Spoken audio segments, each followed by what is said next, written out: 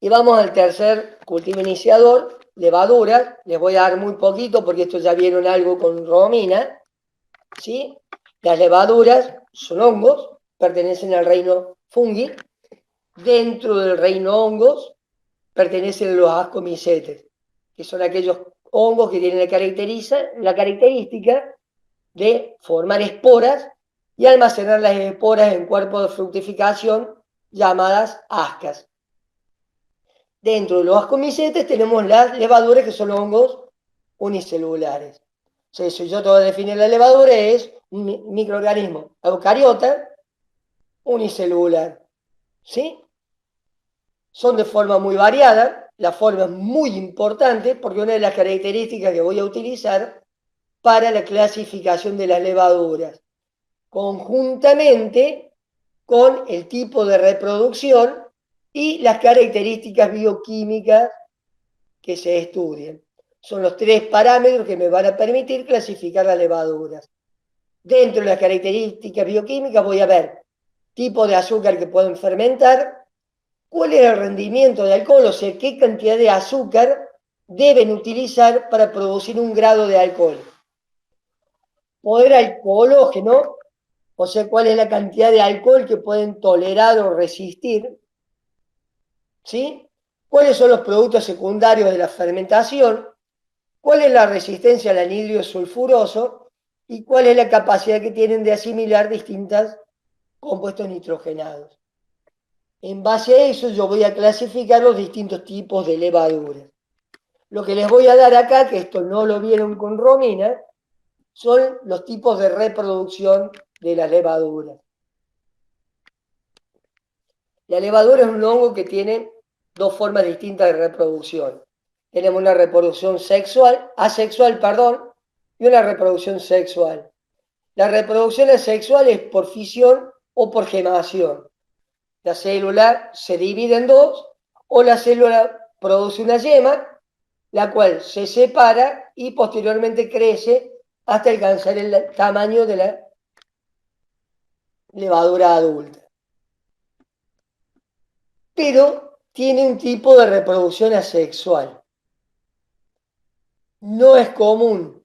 Esta reproducción asexual se va a dar cuando la levadura es sometida a condiciones desfavorables.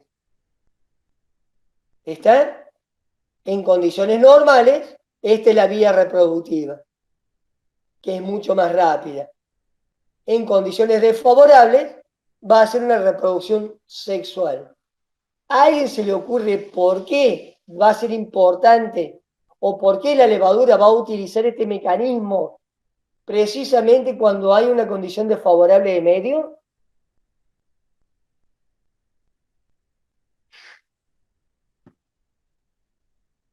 ¿Cuál es la base de la reproducción sexual? ¿Qué diferencia voy a tener entre una reproducción asexual y una reproducción sexual? ¿Cuál es el mecanismo de división celular que me está manejando cada una de ellas? Porque ahí está el por qué la voy a usar en una condición y no en la otra. ¿Qué mecanismo de división celular tengo en la reproducción asexual?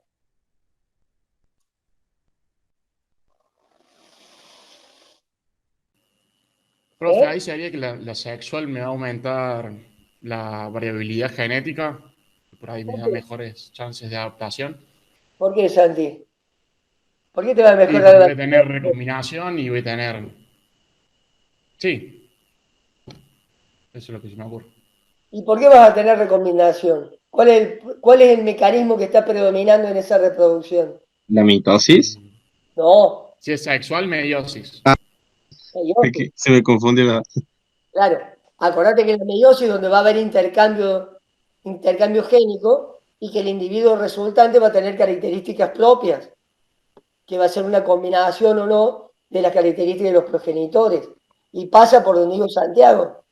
Eso le va a dar, al tener características propias, al tener variabilidad genética, le va a permitir que alguno de los microorganismos se adapte y pueda sobrevivir a esa condición desfavorable. ¿Está?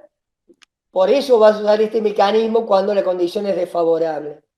¿Cómo va a ser? Esta célula vegetativa lo que va a hacer es una célula diploide, por meiosis va a generar estructuras reproductivas haploides que se llaman ascosporas. Hay dos tipos de ascosporas, la ascospora sexual A y la ascospora sexual alfa. Esas ascosporas están en este cuerpo de fructificación, se van a liberar y va a ocurrir una singamia, o sea, una fusión de una ascospora A con una ascospora alfa, formando un cigoto diploide que por sucesivas divisiones mitóticas vuelve a generar la célula vegetativa. ¿Estamos? De esa manera ocurre el ciclo sexual de las levaduras y por eso está incluido dentro de las ascomicotas. ¿Estamos? Bien. ¿Alguna duda hasta ahora? Pasamos a alimentos fermentados y Dios se apiade del alma de ustedes a partir de ahora en adelante. Vamos a ver distintos tipos de alimentos fermentados. ¿Qué vamos a ver? ¿Cuáles son los procesos por los cuales yo voy a poder acelerar la producción y conservación de los distintos tipos de alimentos utilizando cultivos iniciadores? Tengan presente lo que yo les dije de entrada. Cualquiera de estos procesos, sin que yo meta la mano, van a ocurrir exactamente igual. ¿Por qué? Porque la leche tiene una microbiota nativa, porque una aceituna tiene una microbiota nativa en la superficie del fruto, ¿sí? Porque el repollo tiene una microbiota nativa en la superficie de las hojas, que van a causar el proceso normal que yo voy a inducir. Pero ¿cuál sería el problema? Primero, que yo no sé cuáles son los microorganismos que van a estar actuando en ese caso, que el proceso va a ser mucho más lento, por lo tanto, no va a poder competir con los microorganismos que van a causar la patogenicidad o la alteración del alimento. Entonces corro riesgo de perder el alimento. ¿Está? Entonces yo lo que hago al meter un microorganismo o un cultivo iniciador es, primero, controlar el proceso fermentativo. Yo manejo el proceso fermentativo. Y me aseguro que va a ocurrir cuando y cómo yo quiero que ocurra. Y a la velocidad que yo quiero que ocurra. O sea, rápido. De manera tal que voy a estar impidiendo o controlando el desarrollo de los microorganismos patógenos y alterantes de alimentos. ¿Está claro? Porque lo que yo quiero es un producto que, además de obtener un producto homogéneo, con buenas características sensoriales, sea un producto que se conserve en góndola. ¿Está? Y si quiero un producto que se conserve en góndola, tiene que ser un producto donde los microorganismos alterantes del alimento sean controlados, o no estén, o estén disminuidos o inactivados por efecto del cultivo que yo agregué. ¿Está claro eso, chicos? Cultivo iniciador no va a hacer nada que no ocurriría normalmente en el alimento. Lo que a mí me va a permitir es manejar el proceso. ¿Está claro? No al vicio, el principal cultivo iniciador, ¿de dónde se obtiene? De un producto fermentado tradicionalmente. De ese producto fermentado, yo lo que voy a hacer es tomar los microorganismos, aislarlos, identificarlos y seleccionarlos en función de determinadas características. ¿Está claro? Pero los microorganismos con los cuales yo voy a trabajar, los saqué de un repollo, de la leche, de una aceituna, de la uva. No los generé en un laboratorio y los obtuve por obra de magia. Simplemente lo que hice fue eso, tomar un alimento y ver en ese alimento qué es lo que había que permitía el proceso, y lo que hice fue, lo aislé, lo identifiqué para saber quién era, lo seleccioné en base a determinadas características biotecnológicas que me interesaban en base al producto que quiero obtener, y lo apliqué, nada más. ¿Estamos? Está claro eso, ¿no? Sí, profe. Bien, vamos a empezar dentro de lo que son alimentos fermentados con productos lácteos. Vamos a ver productos lácteos, productos cárnicos, productos hortícolas y finalmente vamos a ver bebidas alcohólicas. Con lo cual desde ya les aviso, los chicos de microbiología agrícola a partir de este año los van a odiar profundamente a ustedes. Porque sobre que microbiología agrícola es una materia larguita, se me han ocurrido algunas idiotas como para hacerlo un poco más larga y más linda la materia. Bien, vamos a productos lácteos. ¿Qué es la leche? La leche está definida en el Código Alimentario Argentino en el artículo 255, que dice que la leche es el producto que se obtiene del ordeño total e ininterrumpido en condiciones de higiene de la vaca lechera, estando ese animal en estado de salud adecuada y alimentación adecuada. Y que esa leche se debe obtener en un tambo que esté inscrito y que esté habilitado por la Autoridad Sanitaria Bromatológica Jurisdiccional. Y que esa leche no debe tener ningún tipo de aditivos. Eso es lo que dice el Código Alimentario que se considera leche. O sea, habla exclusivamente de la leche de vaca. Si nosotros tenemos leche de oveja, leche de cabra o la leche que se nos dé la gana, se la denomina como leche de oveja, leche de cabra o lo que sea. Pero la leche es leche de vaca. ¿Estamos?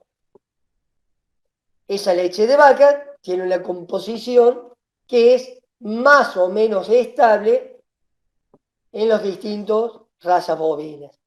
Tiene principalmente, la composición es principalmente agua, cerca del 87% es agua, tiene proteínas, hidratos de carbono y lípidos. Tiene cerca de un 3,5% de proteínas, cerca de un 4% de grasas y entre un 4 y un 5% de hidratos de carbono. Ese porcentaje de hidratos de carbono es altamente estable en las distintas razas bovinas. ¿Sí? Y tiene cenizas, un 0,7%, que es donde tiene vitaminas, minerales, todos los otros sólidos que no forman parte de las principales biomoléculas.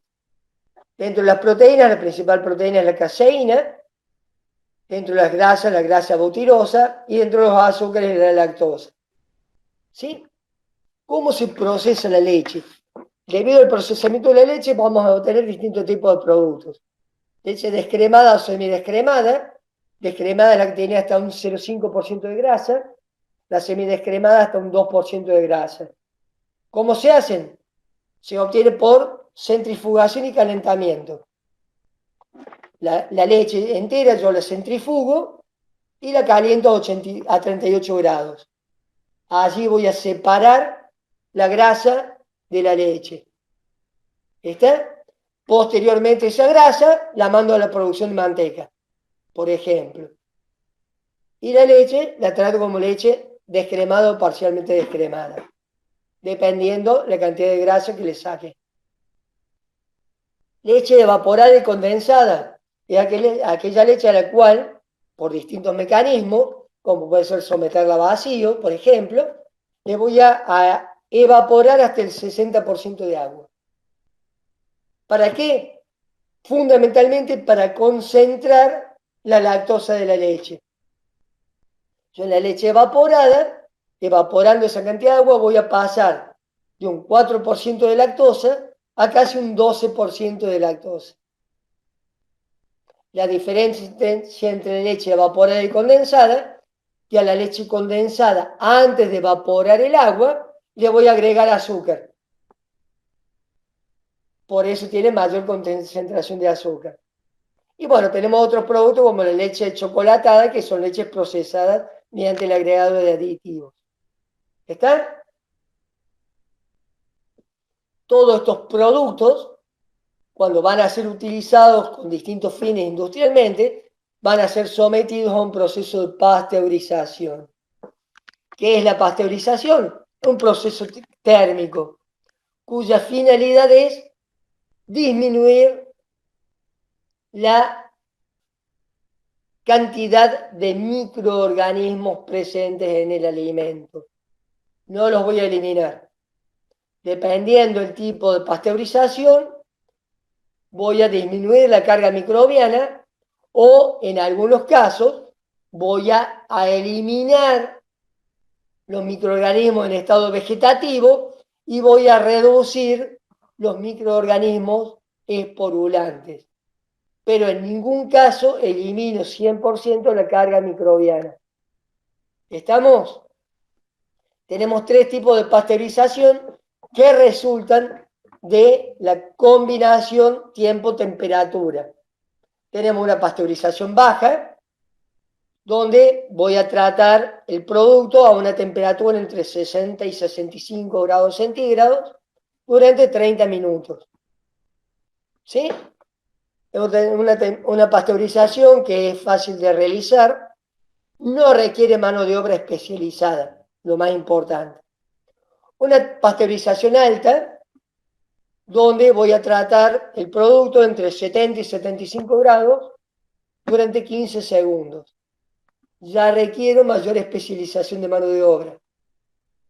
Y una ultra pasteurización o ultra alta temperatura, donde acá sí voy a eliminar toda la microbiota en estado vegetativo y voy a reducir drásticamente los microorganismos esporulantes. Acá lo que voy a hacer es someter al producto a una temperatura entre 135 y 140 grados durante solamente 1 o 2 segundos. Debo tener mucho cuidado, el personal que lo realice debe estar altamente capacitado. ¿Por qué? Porque por arriba de 100 grados coagulo proteínas. O sea que puedo llegar a tener efectos deleterios enormes sobre el producto y me puede llegar a costar despedir hasta Cristo de la fábrica. ¿Sí? ¿Por qué? Porque si yo coagulé proteínas, alteré primero la estructura del producto y alteré todas las características sensoriales y organolépticas del producto. O sea que si yo afeité de esa manera un tanque de leche, son varios miles de pesos que estoy tirando a la basura. Entonces requiero personal altamente capacitado. La ventaja que tiene, que acá por este método, por ejemplo, voy a generar la leche de larga vida, que las puedo mantener sin frío durante una larga cantidad de tiempo. ¿Por qué? Porque la cantidad de microorganismos presentes que tiene es muy reducida y los que están les va a costar empezar a desarrollarse, o sea, van a demorar mucho tiempo en empezar a desarrollarse y empezar a ejercer la actividad sobre los productos de la leche. ¿Estamos? ¿Dudas con esto? No, profe.